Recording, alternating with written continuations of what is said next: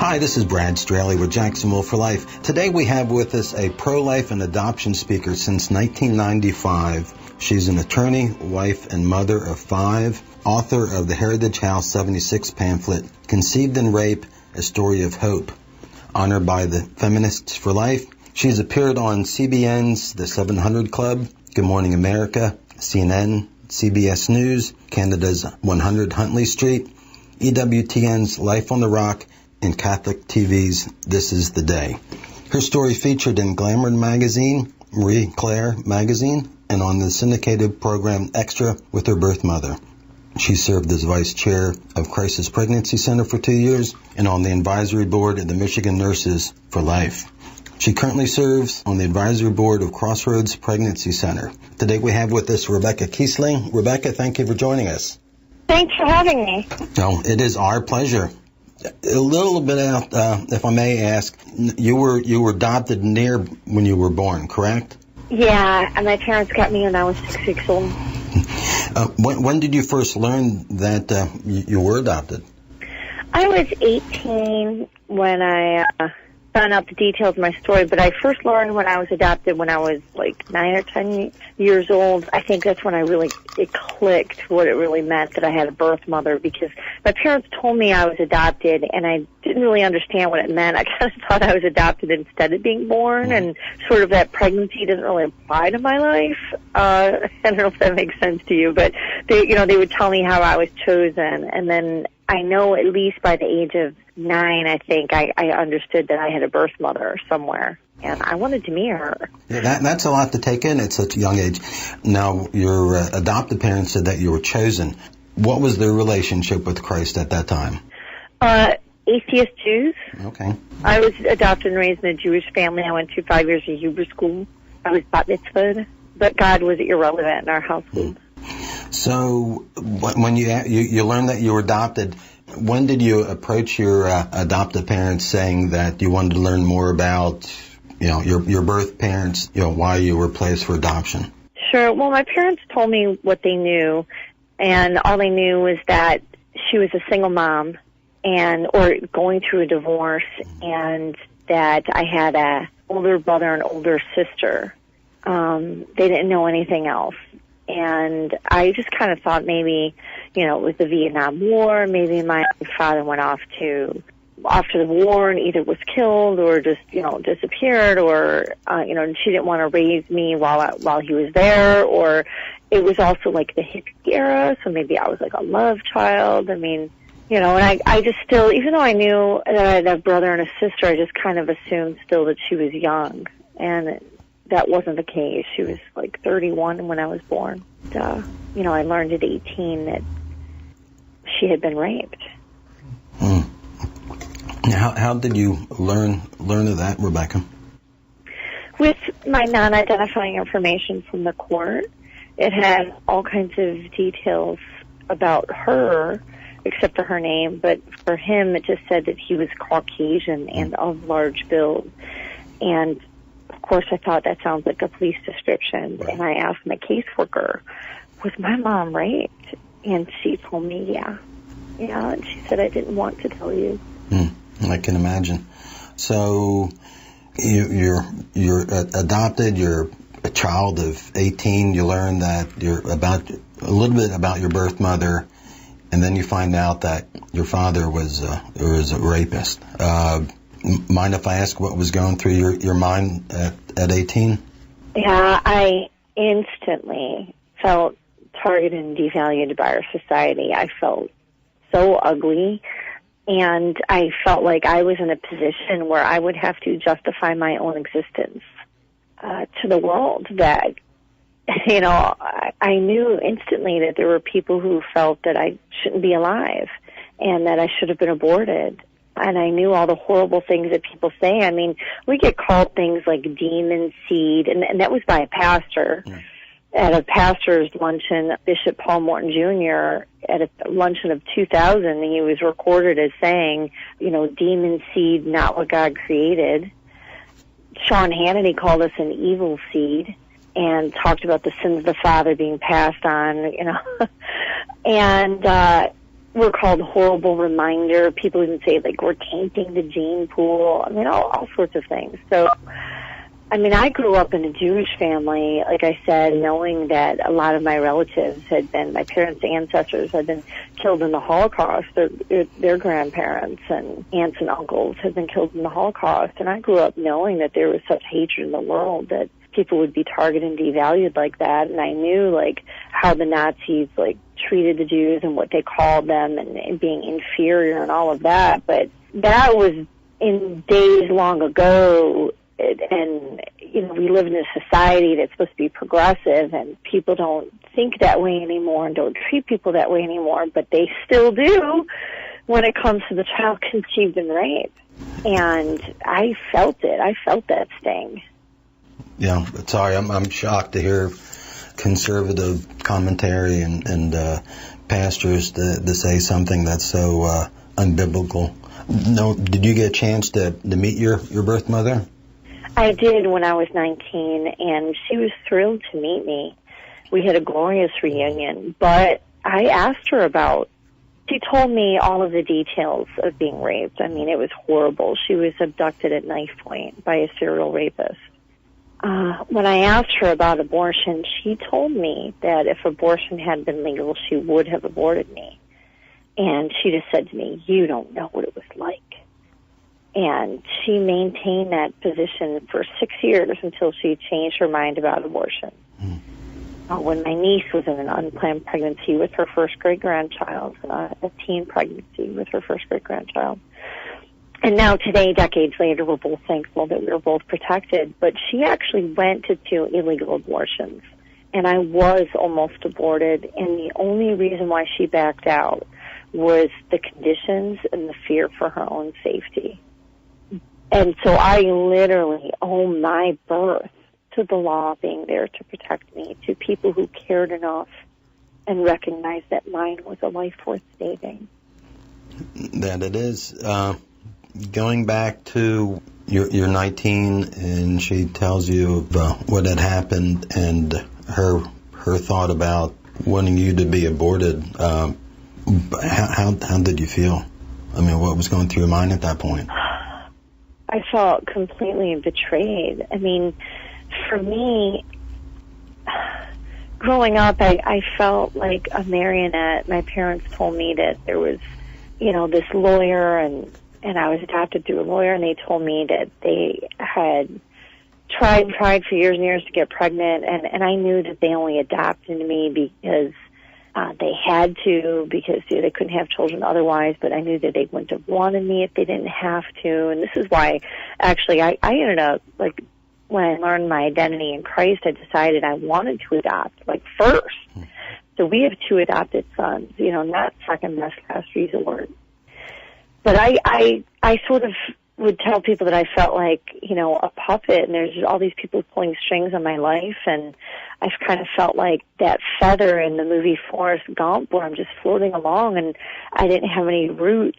And I remember seeing the movie Roots, and, you know, I thought this would bring meaning to my life if I find my roots. I could find my value identity where I fit into this world. And instead, it was even worse.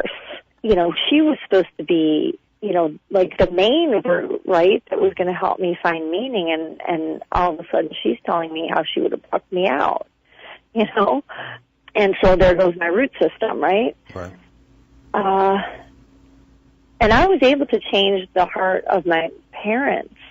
When I was 18, my dad told me he was pro-choice, basically. And I instantly challenged him, you know, and he changed his mind about abortion right then and there. That's great. But I wasn't able to change her mind like that. And ultimately, it wasn't even me who changed her mind. It was really, you know, her first great-grandchild. But you probably planted the seed, and it just took 6 years to bloom. Yeah, and now, I mean, she called me on my birthday a few years ago to wish me happy birthday and to tell me that my grandmother had died on my birthday. I had been born on her wedding anniversary, and we had both been to visit her together just a couple weeks before. And we had a long heart-to-heart. I told her I was going to fly home from visiting my in-laws and that I would be there for her. And at the end of a long conversation, we were about to hang up, and she stopped me and she said, Rebecca, I just want to say, I'm so glad I had you. And, that was, of course, the best birthday gift ever. More than 4 decades after she had sought to end my life, and more than 2 decades after she had been telling me it should have been my right, she was able to speak those words to me. And really, because we were protected, not because, you were lucky, no, we were protected from that horror. Well, I'm sorry to hear that it took over 4 decades to hear something so, in my mind, God-given, basic. Yeah. I mean, we have a very close relationship today. We developed a mother-daughter relationship over these years, and, really out of all 3 of her children, well, the 2 others are estranged from her. Mm-hmm. And, I've always been the one who honors her. And I bring her healing.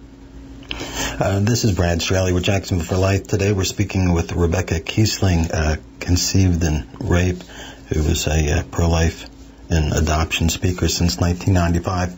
We are going to take a short break. Do not go anywhere. We'll be right back.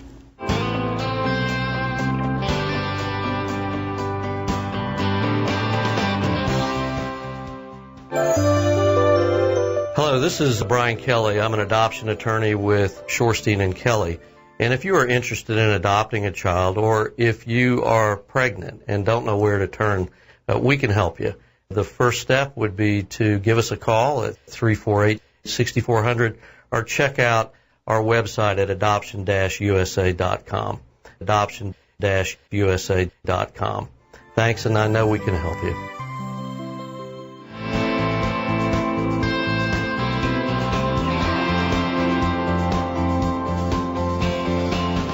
Hi, this is Brad Straley with Jacksonville for Life. Today we have with us Rebecca Kiessling, a pro-life speaker, adoption speaker, and a victim where her mother was raped and Rebecca was conceived and raped. We've been talking about you growing up and learning about what had happened to your mother. You had mentioned before the break that you felt devalued and you needed to sit there and justify your existence to society. Yeah. Do we do that to those who have been conceived and raped? Absolutely. I mean, I literally received an email from somebody saying that I'm having really great difficulty with knowing that you exist in this world. It just bothers me so much that you're here. And she said, tell me something about yourself and, why it is that that justifies you putting your mother through such a horrible thing. Like, as if I was raping her, Yeah, I mean, it's just bizarre. We're treated horribly, and, we're not only attacked by the pro-abortion crowd, but also the pro-life crowd. There's a Gallup poll that says that 60% of pro-lifers make the rape exception, and I find that it's easy to change their hearts and minds. God used me to change the heart of Governor Rick Perry and Newt Gingrich during their presidential campaign, and I regularly am able to change, hearts and minds, but it's crazy that even their pro-life leaders will engage in child sacrifice by supporting legislation with rape exceptions. Why do you think that is, Rebecca? Well, they'll say that they're pragmatic, but really it's not pragmatic. The most pragmatic thing to do is what Rights Life in Michigan does, which is to say that, we would rather protect unborn children than mediocre politicians. We have some of the best pro-life legislators in the country because they only support ones that are 100% pro-life. Rights Life Michigan is the #1 single-issue PAC in the state of Michigan. And people know that a pro-life vote means something. You're not throwing it away, that something's actually going to get done. And really the litmus test for knowing whether a legislator really cares about ending abortion is whether they make a rape exception or not. Because the ones who don't are the ones who really want to end abortion. In Congress, you can hardly get anything done because they keep propping up mediocre politicians who don't care about ending abortion. They just want the pro-life votes and get elected. Yeah, I've seen that over the years. Now, you said that you find it fairly easy to win over the pro-life folks. Is that something that we can do? Is that something you can share with us, how this is done? Yeah. Actually, we have a 5-state study on messaging. It's the only study ever done on this issue. And this is after Aiken and Murdoch lost, when Aiken said some awkward things, and, Murdoch's words were twisted. I had spoken in Congress, and I was told, it's got to be research-based. Republican Party doesn't want us talking about this issue unless it's research-based. So Right to Life of Michigan, Georgia Right to Life, and Personhood commissioned this study, and it was online, interactive. People got paid to do it, and they had to rate the messaging, and they had to watch videos or see, read things or look at images and memes and things like that. And what we found is that you can significantly sway people's opinion. In 1 hour, you could significantly sway people's opinion on this issue, particularly people who said they're pro-life with an exception. It's very easy to sway them. And number one, you put a face to the issue, invoke the story of a woman who was conceived in rape or who became pregnant by rape. And then number two, and the best argument, pure argument, is that in a civilized society, we don't punish innocent children for someone else's crime. That's just unjust, that you punish rapists, not babies. That resonates with people. And if you can combine the two, even better. So if you can say, well, look, I know this woman, Rebecca, who was conceived in rape, and I don't believe that she deserves the death penalty for the crimes of her biological father. That is good to know. Sounds straightforward. I think we need to try that here in Florida. Yeah.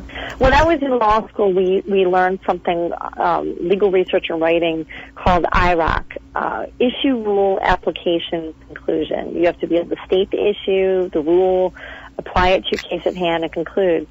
And you could be the best legal scholar and totally know the law and all the arguments, but if you don't know how to apply it to your case in court, you will lose. And I think that there's a lot of people who know the rules in the pro-life movement.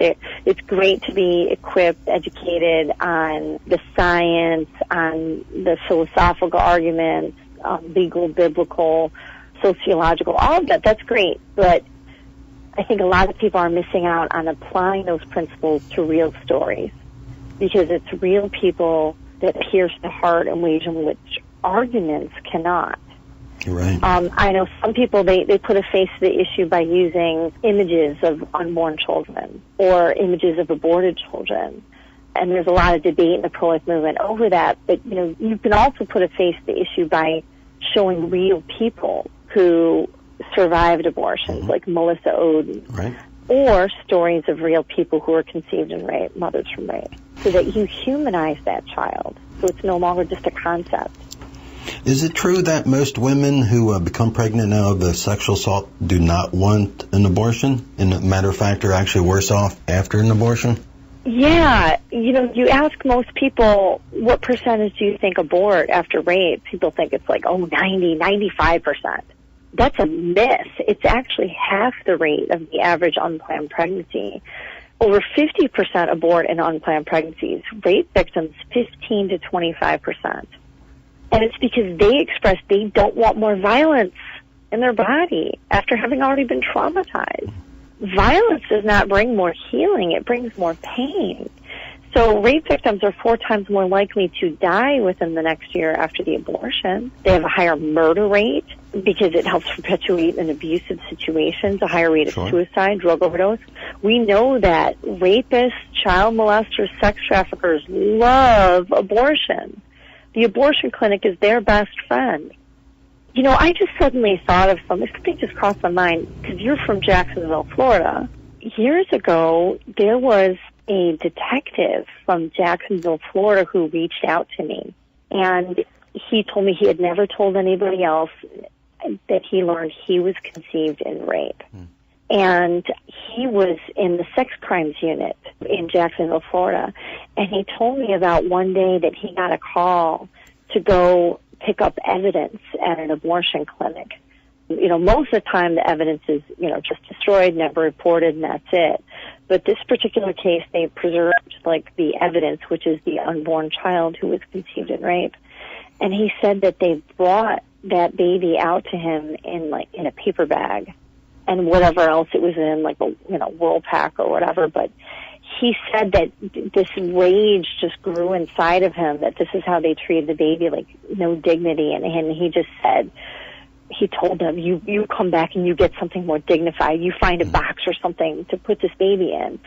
And they did. And then he had those remains in the backseat of his car, and he said that the ride back to the evidence room was the most difficult ride of his life, and he just broke down crying. And he just realized, this could have been my fate. Wow. And, can you imagine? Oh. I can't. Yeah. The few minutes we have left, Rebecca, I wanted to ask, are there support groups for others conceived in rape?